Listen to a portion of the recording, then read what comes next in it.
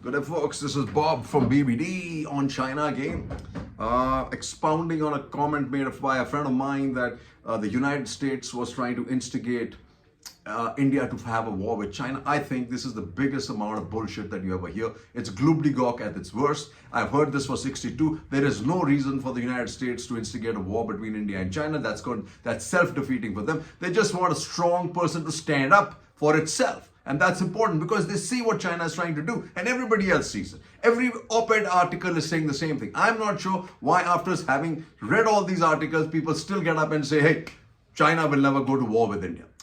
Obviously, they're getting something every time they come at us without really lifting a finger. So what do you do, folks? What do you do? At LAC, sometimes, at some point of time, you're going to have to take a bigger stand, right? At LAC, Beijing does it again. Strengthen defenses, build capabilities, and recognize China as New Delhi's biggest threat.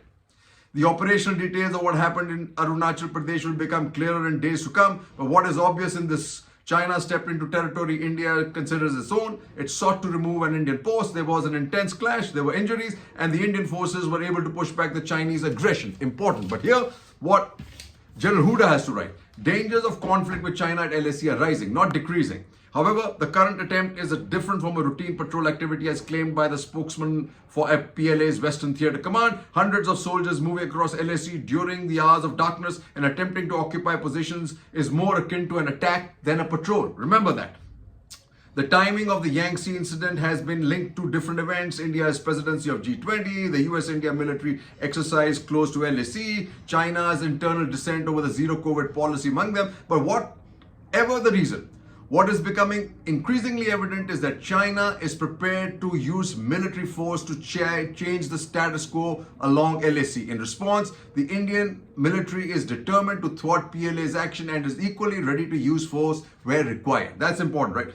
The onus is on China to curtail its aggressive behavior along LAC. However, as political scientist John Mearsheimer recently pointed out, China has two sets of reasons to be aggressive. First, China wishes to become the regional hegemon in Asia. And second, they want to settle the border dispute with India on their own terms. Therefore, India should not hope for a restoration of the status quo ante or a return to the pre-2020 modus vivendi on LAC. Now hear what Sriram Chulia has to write. After Tawang, prepare for more Chinese aggression, not less.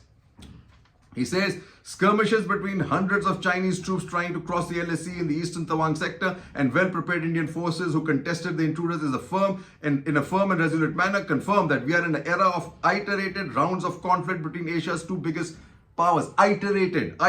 Please remember, the fire that China lit by restoring to violence at Galwan Valley in June 2020 is far from extinguished. Rather, it is smoldering and threatening to flare up at different junctures along 3488-kilometer long LAC as Beijing periodically ups the ante.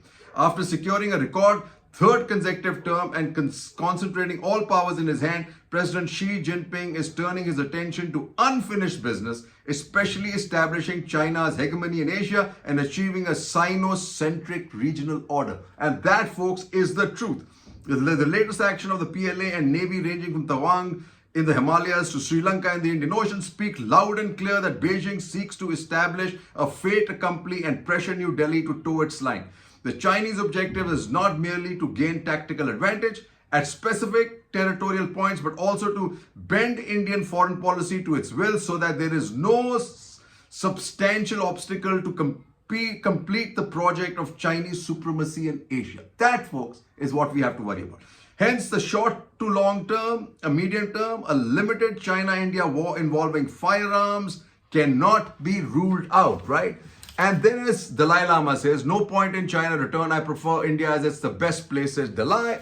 You have J&K terror incidents fell by 168% under Modi government, says Thakur. So while he's saying that, Jai Shankar continues to ring the bell that epicenter of whatever, right, of terror. EAM, unprecedented deployment along LAC. If that's the case, EAM, why is the EAM saying that, right? It should be Rajnath. Why is the EAM? Something wrong there. EAM objects to Rahul's use of word of Petaif of Japan's. I don't think it's anything wrong.